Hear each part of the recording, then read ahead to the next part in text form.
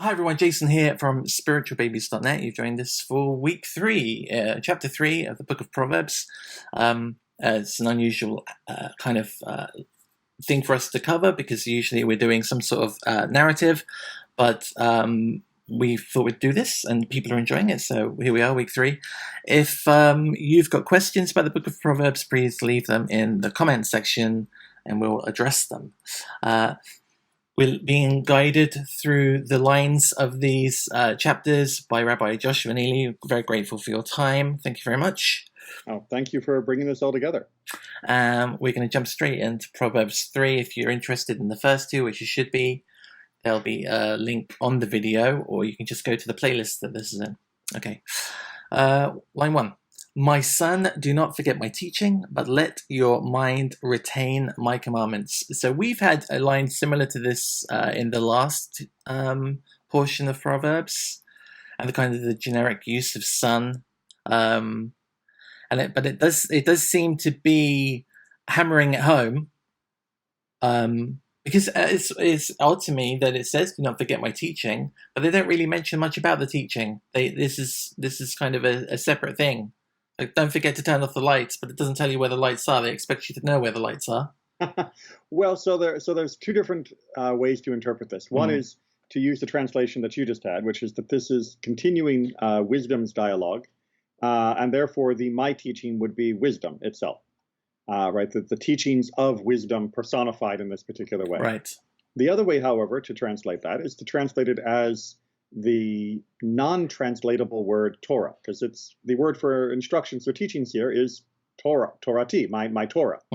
So reading it that way can also work. Now, that introduces a different interpretive problem, which is that whose Torah is it if this is wisdom speaking? Because isn't it God's Torah, not wisdom's Torah? Right.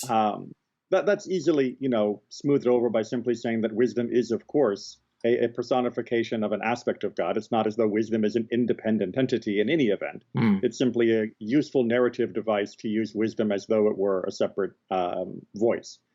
But when you translate it that way, I actually found a very interesting commentary by Malbim, where he basically says that the reason why there's two halves here, like don't forget my Torah and do keep my commandments, is the part about the don't forget my Torah, he argues, those are the parts of the Torah that are no longer applicable.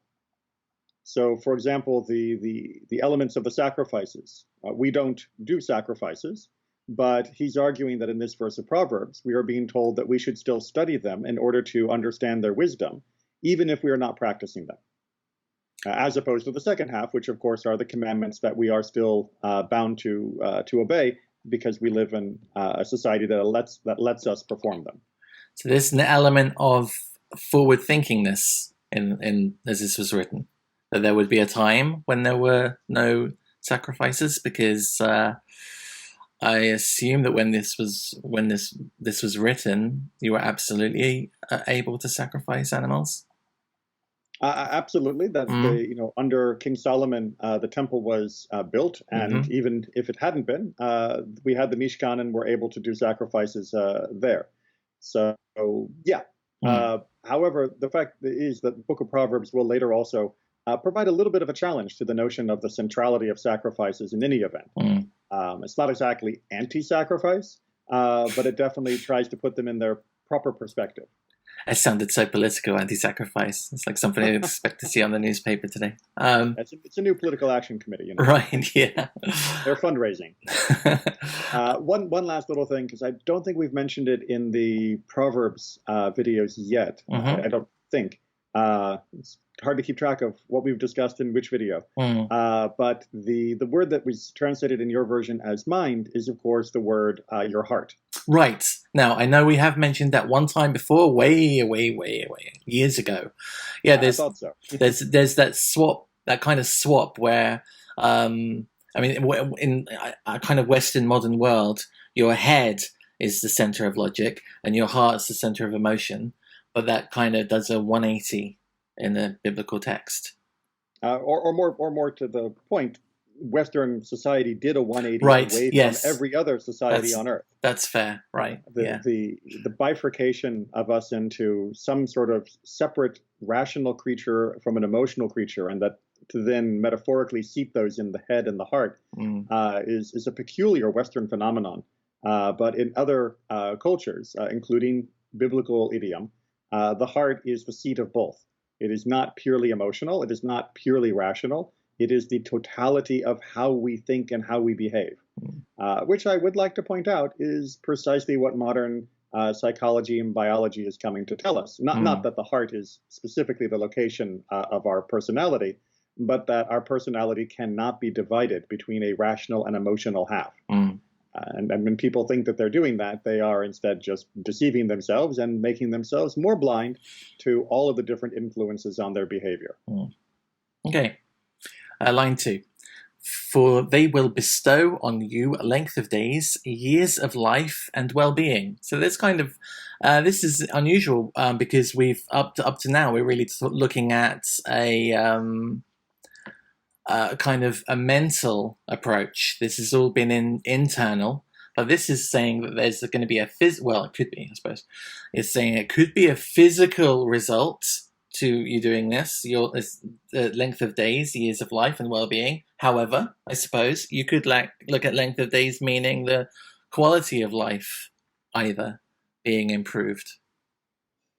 Well, it's both. I mean, the length of days, long life, and peace are talking about your days will be longer and leading therefore to a longer life, and you will have more peace in those days.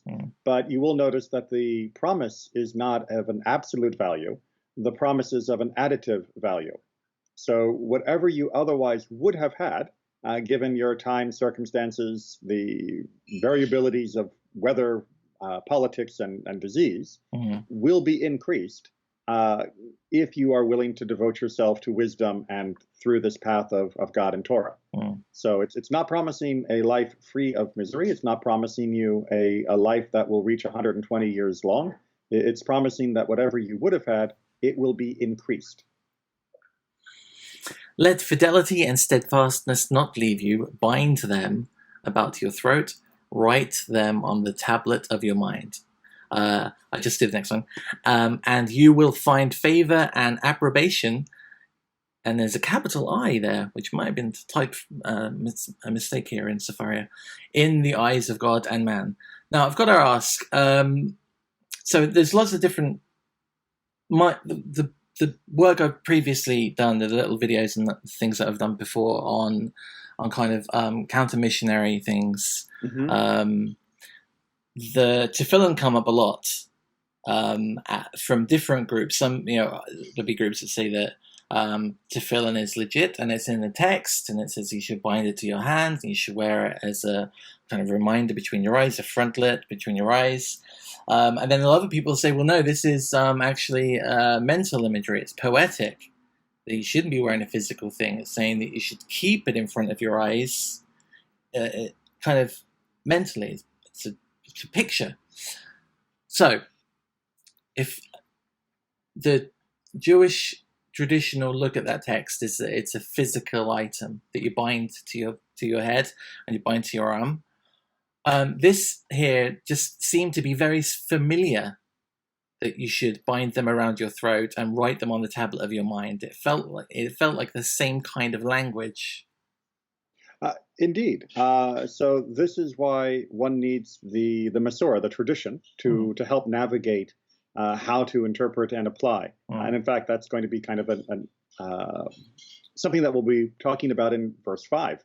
When we talk about not resting upon your own understanding.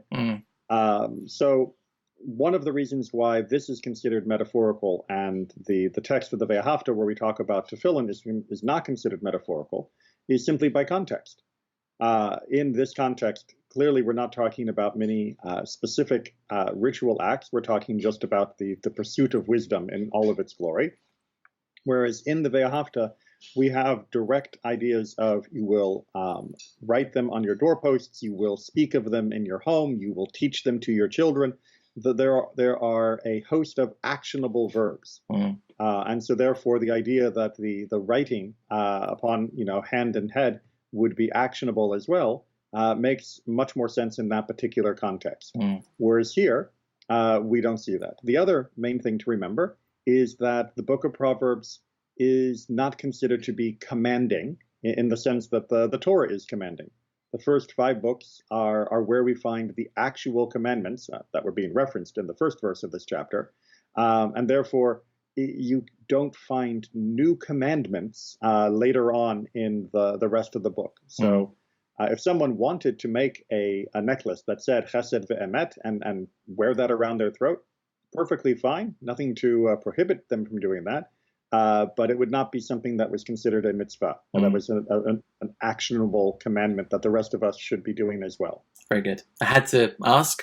It's a great question. It's a great question. But the translation you read also, again, just because I like to give a little bit of the linguistic connection, chesed ve'emet, the word chesed has a long and robust history. What was the translation? It was like faithfulness or? Fidelity. Fidelity, yes. So chesed nowadays is often used in regular conversation and in most of our liturgy to mean kindness. Okay. But chesed originally, in the earliest layers of the language, was much more about fidelity, about loyalty. And the idea eventually evolved that loyalty led to dealing well with that to which you were loyal. So it's one of those words that has had a semantic migration. And depending upon the context and depending upon where in our history the text was written, you'll have to be careful how you interpret that word chesed. One of the best ways to know that it's faithfulness, and this often gets mistranslated despite that, is if you go back to the attributes of God's mercy when he is revealing himself to Moses from the cleft of the rock on Mount Sinai. He says that he will do chesed, la'alafim, to the 1000th generation. Right. And although that usually gets translated as being kindness to the 1000th generation, really what is being said there is that God remains loyal to the 1000th generation. Okay.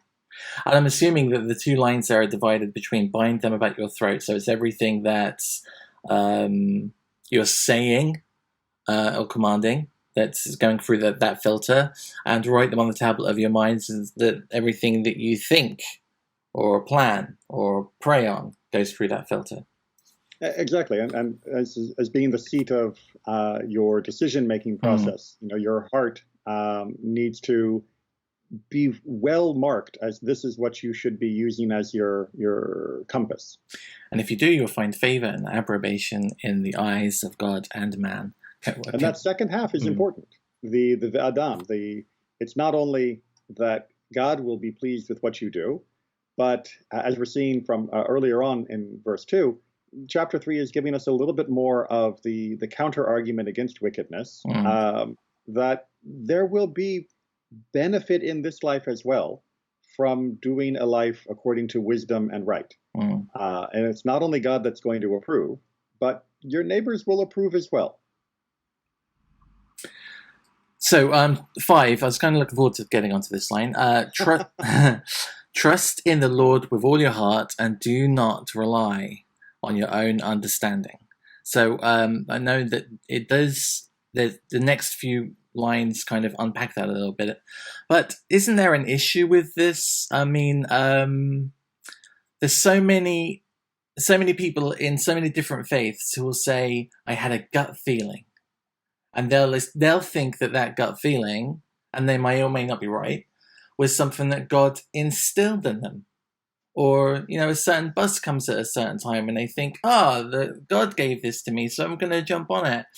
Or they won't use their common sense in a certain situation because they'll be waiting for God to do something. We won't go to the hospital. If God wants me to be healed, he'll heal me. I won't apply for this job. If God wants me to get a job, it'll just happen. So how do we interpret this line if because the plain reading's telling me that God will make everything happen if he wants it to happen. And I should not try to figure stuff out on my own because I'm not able for it. Right. That is exactly the opposite of what this is trying to say. Okay, So, good. but I have met people with that same intuition, and I haven't heard them cite this particular line, but in general, the idea of trusting in God, they take it to mean that means I have no personal responsibility for increasing my understanding of the world or making good decisions. Whatever God wants is what's going to happen. It's kind of that there's that one joke with the guys drowning. Yeah, and he's on, there's a flood coming, and the car comes to warn him, and he says, "It's okay, God will take care of me." The flood gets higher, a boat comes to take him. He says, "No, it's okay, God will take care of me." It gets even higher, a helicopter comes trying to rescue him. He says, "It's okay, God will take care of me." Finally, he drowns. He goes up to heaven, and he says, "God, I thought you would take care of me." And he says, "What do you mean? I sent you a car, I sent you a boat, I sent you a helicopter."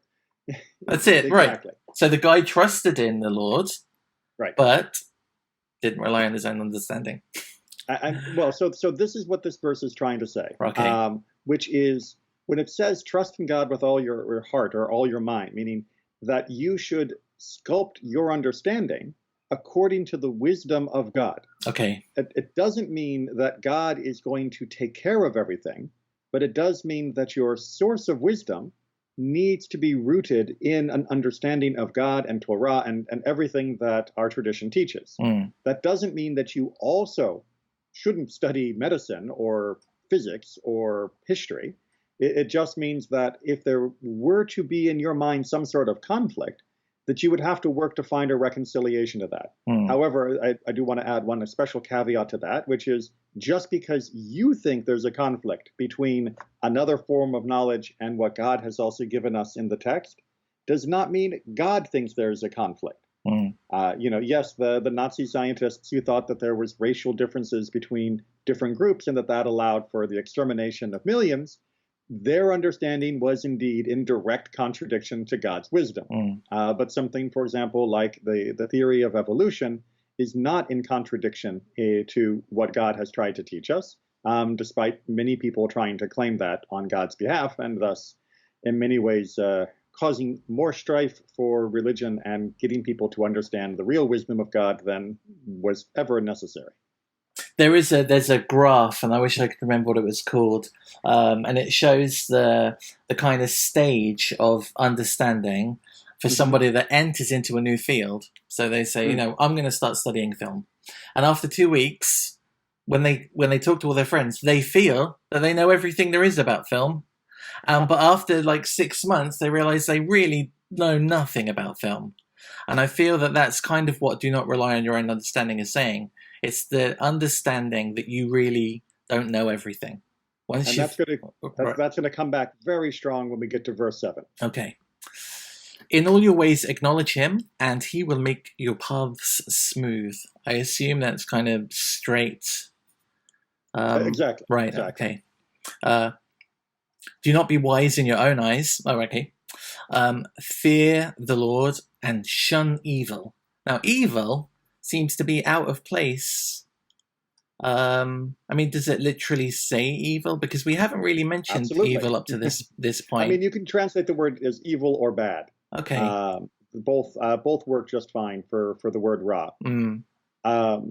But so what's happening here is a necessary warning to any student of wisdom, which is at a certain point of study, and your film analysis or analogy is a very good one. At any point of study, there comes a time when a novice or even a moderately talented person will think that they know it well enough that they don't need to listen to all of the artificial and extraneous rules anymore.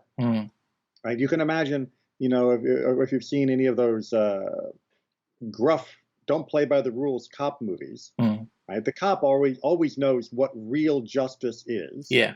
And so he's allowed to break the rules because he gets results and yada, yada, yada. And sure, it makes for an exciting movie, but it is terrible because that is somebody who has decided that God's rules, in that case about justice, don't apply to him because he understands it better than the rules. He has transcended the need of the limits that God put on the rest of us, because those were limits really only put on the stupid people.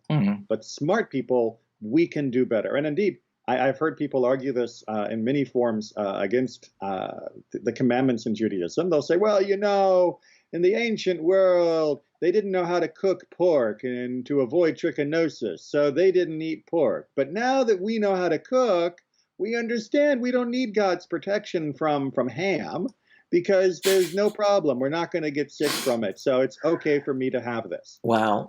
That's a real common line of argument. I've never heard that before. God gave us the protection from ham because we didn't have the proper cooking utensils. And of course, it's entirely false. That isn't why God told us not to eat pork or the other myriad of things. Right. Which is, where that begins to fall down. But these people are convinced that they understand the real meaning behind why God gave us a commandment. And because they feel that meaning is no longer relevant, therefore, in their eyes, the commandment is no longer relevant, and bam, they are off to the restaurant. That's truly bizarre. I've really never heard that before. Really? Oh, well, see, that's one of the great things about working with you is we each hear different questions and ideas that don't pop up in our normal realm of experiences. So horse barbecues, things like that. Yeah, I guess it's because because swine is called out. I think that it's unfortunate because pigs are actually really cute animals. And they were farmed for lots of different reasons. I mean, they find truffles, they turn over soil, they'll eat anything, and there are a lot of people that keep pigs on farms just to turn over the soil, and they've got nothing to do with eating them. But yeah, I think pigs get a bad rep. It's unclean to eat them, but it doesn't mean they're unclean animals any more than dogs or cats. I love when people have talked about that. They go, could a person have a pig as a pet? It's like, have you ever seen a person with a dog as a pet? I mean, as far as the kashrut goes, I'm not going to eat either of them. No. But if I'm allowed to keep the pet of one, I'm allowed to keep the other as a pet as well. It will be a cure for your body, a tonic for your bones. Now, this is an interesting line for me. Many, many years ago, when I was coming out of the church, I had a brief foray into the Messianic movement. So I was finding my grounds. And I was in a particular group, and everyone was doing a little prayer. And when I did mine, I heard someone whisper, "We shouldn't say amen to this." And later I found out, behind the scenes, because I have an issue, so I've got lots of things going on, but the worst thing is psoriatic arthritis, and it makes my skin very bad, my bones very bad.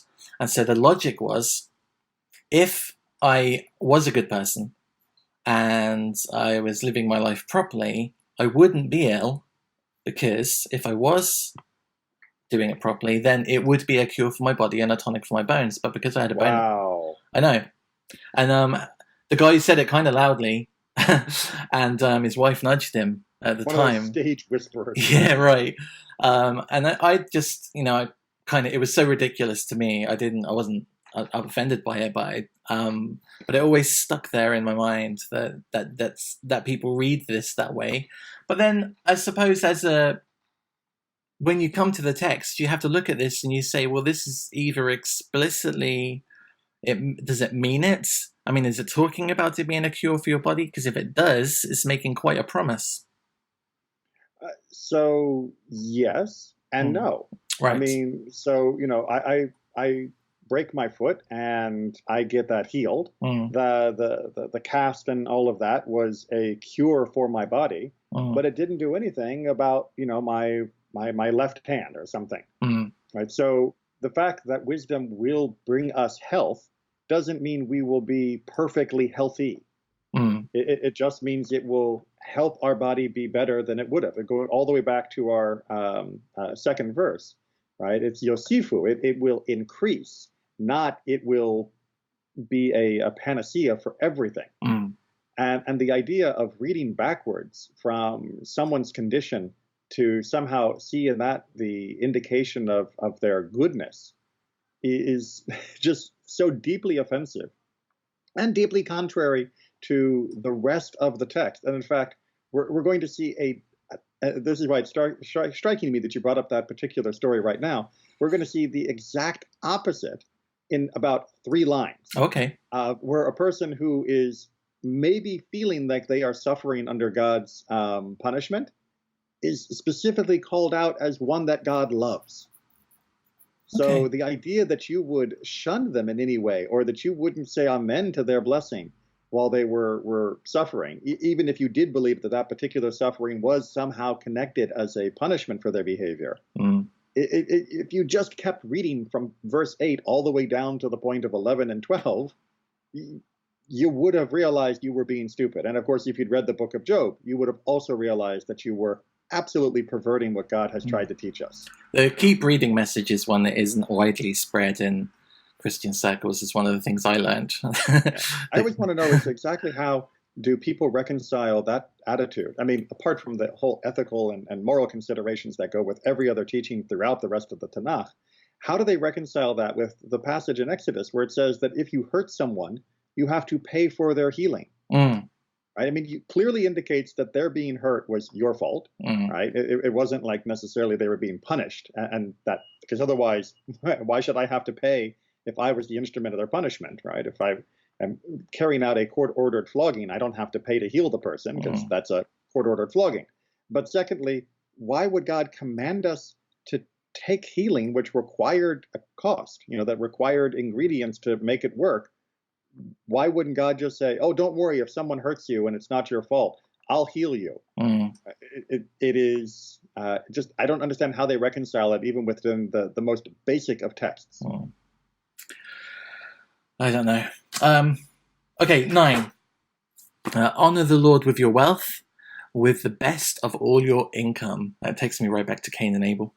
And your barns will be filled with grain. Your vats will burst with new wine. Now, but I suppose honor the Lord with your wealth. Is that literally just saying that you acknowledge that everything you get from God? Or is it talking about maybe, I don't like using the word tithe, but giving charity or giving to the priests or helping build, I don't know, synagogues? Yes. Okay. So different commentators have highlighted that there are different ways to do this, that honoring God with your substance, none of them say means that you should build a giant altar in your backyard. None of them say that means that you should put a big Star of David on the roof of your house. But the usual interpretation is precisely that this is some form of tzedakah, the form of truma and the tithing that was given to the Kohanim and Levi'im, who, of course, you had no actual portion in the land, so they were in need of charity, if you will, but that was charity that was commanded, not just charity because you feel like it. So the idea here, according to our traditional commentaries, is that when you honor God by fulfilling his commandments to give from what you have to help others who don't have, that God is not going to impoverish you for doing so. Right? It may feel like if I give away, I will have less. It seems like pretty simple math and economics.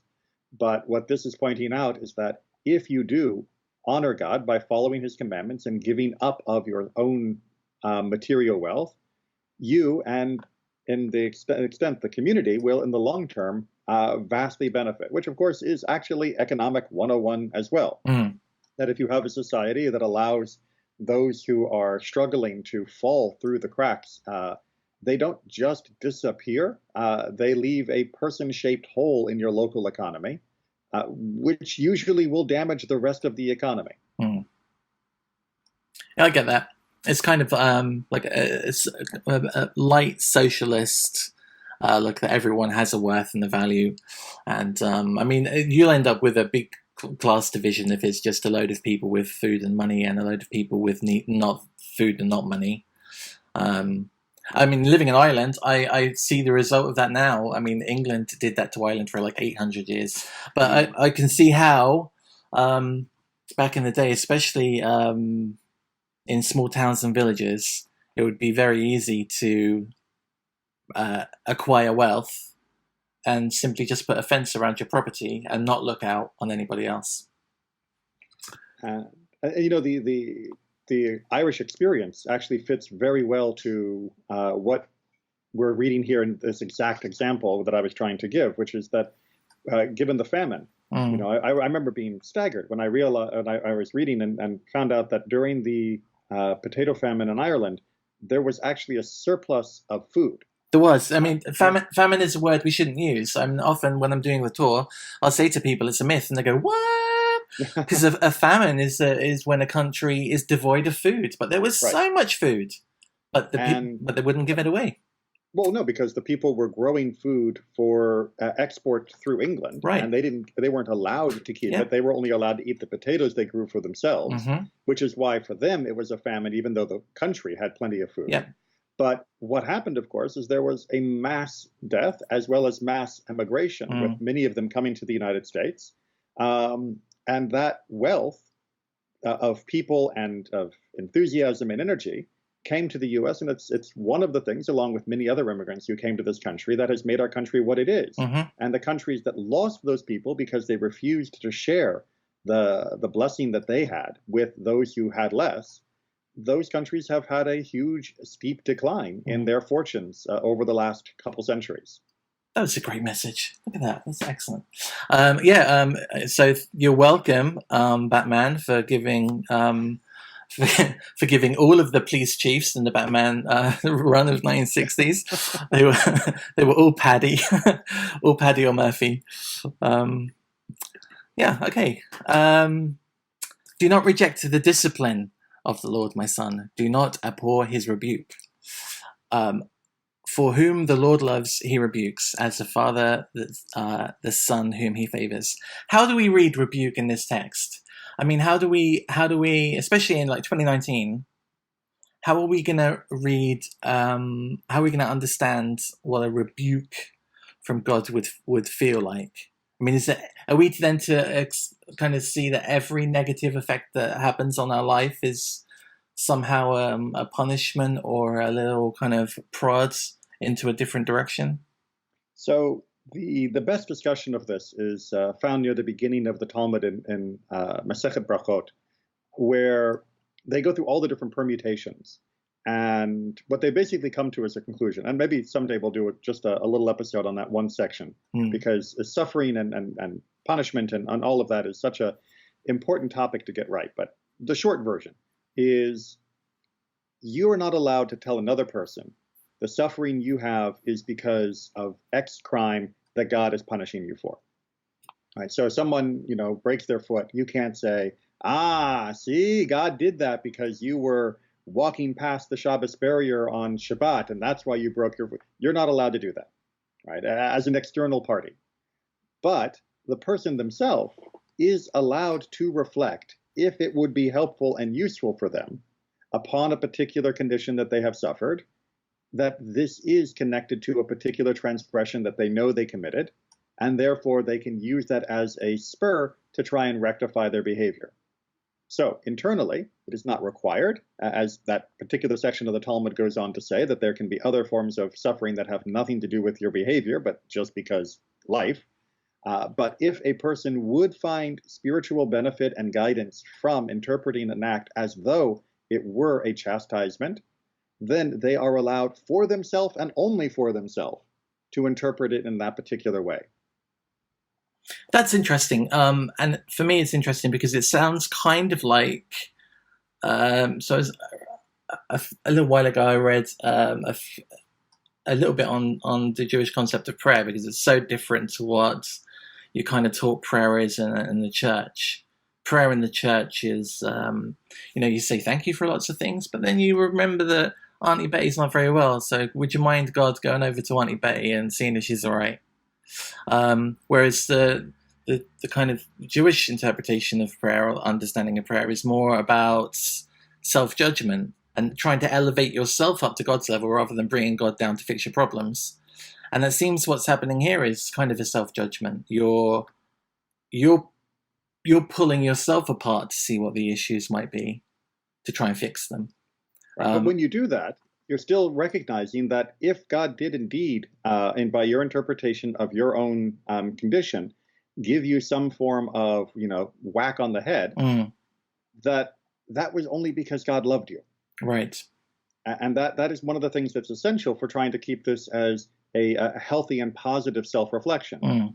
that if you move into the idea of, oh, God hates me, look, I've got this migraine, right, then you're doing it wrong. That's probably then not God. As we'll find in other parts of the book of Proverbs, God does not recommend that we chasten those that are fools or those that are will not listen to the words of rebuke, which means that if you're not willing to listen to the words of rebuke, then any suffering you have aren't rebuke. That's just life. Okay. So yeah, it's hard to get this right because everybody wants to talk about someone else and no one wants to talk about themselves. And even if they talk about themselves, many people are way too easy to move to depression rather than seeing this as an opportunity for constructive self-reflection. And on that theme with prayer as well, we have no problem asking for God for help when it comes to someone else's health or my own condition or, helping me find the right job. And we ask for help as well. But you are right that we do so in a way that is meant to be self-reflective, that we will be a partner with that help. We don't just sit back and say, all right, God, take care of me. Right. So rather than just saying, God, help Auntie Betty, you're kind of hopefully at the end of that session going to go and help Auntie Betty yourself. You're going to at least visit. And, right. You're also hoping that God may find a little way to prod the caregiver so that they will, find the solution to whatever is plaguing her. So yeah, you use the word opportunity, and I think that's a cracking word to base that around, because what you're doing is you're breaking apart what you think may have been the issue here, and it will open to you opportunities for repentance and for fixing the problem. It's kind of like Yom Kippur, where before Yom Kippur you think about all the things you did wrong, and maybe you got a chance to go and organize and fix those in the real world before you go and sit in the synagogue. And all right, you've unpacked that very nicely. Okay. But just one last thing, because it's always struck me as being the best metaphor for it is we are not allowed to simply jump off a cliff and yell, "Catch me, God." Right. And that's just not the way we do it. Okay. Happy is the man who finds wisdom, the man who attains understanding. Her value, so her being wisdom, yes, in trade is better than silver, her yield better than gold. Now it's interesting, it says in trade, so we're talking about trade now. We're saying that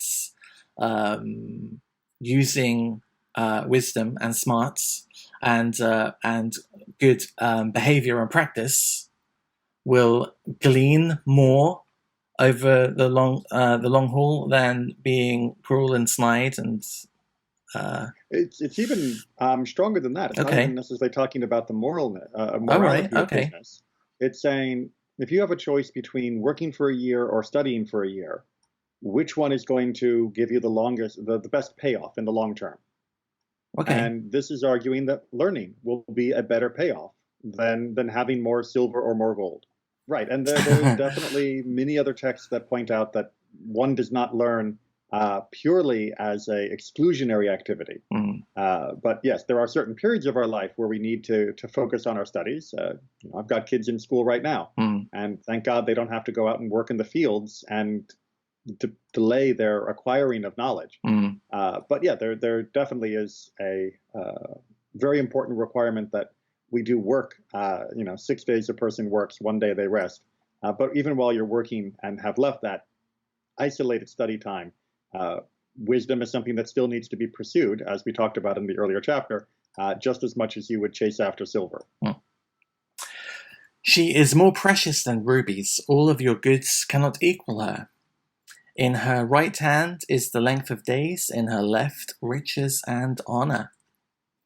Now, when it says is length of days, we're harkening back to those lines a little while ago about your life, the length of your life. Okay.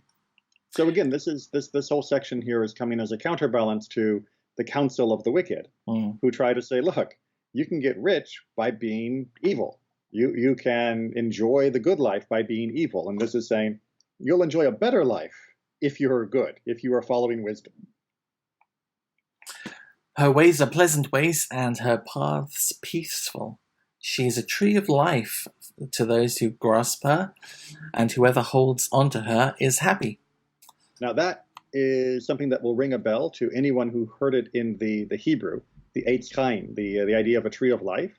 Verses 18 and 17 are recited at the end of the Torah service.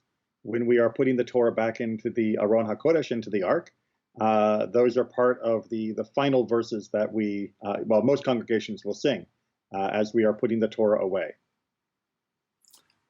Isn't many synagogues, they have kind of an installation, an art installation, as it were, of a tree, with each leaf being so I'm not a donation. Right, a donation. Right. Is that related to this? Absolutely. The idea of using the tree as a symbol in synagogue art, donation plaques, I've seen it used on Torah covers, goes entirely to the idea of this passage of she is a tree of life. And of course, the she here is implied is wisdom as we see it embodied in the Torah itself. Okay, good. All right. So, and of course, that second half of it is, those who hold fast to the Torah is trying to remind us that even through thick and thin, we have had the obligation and the good fortune that our people have held on to the Torah and have actually been given life through it. Again, you can't exactly point to the Jewish people and say that we are the most successful historical culture. We don't have 1 billion people in the world. We do not dominate the broad culture of humanity. But on the other hand, we have, through Torah, been able to survive things that have wiped out other nations and been able to continue to thrive under very adverse conditions. And it is because of the Torah and her wisdom that we've been able to do so.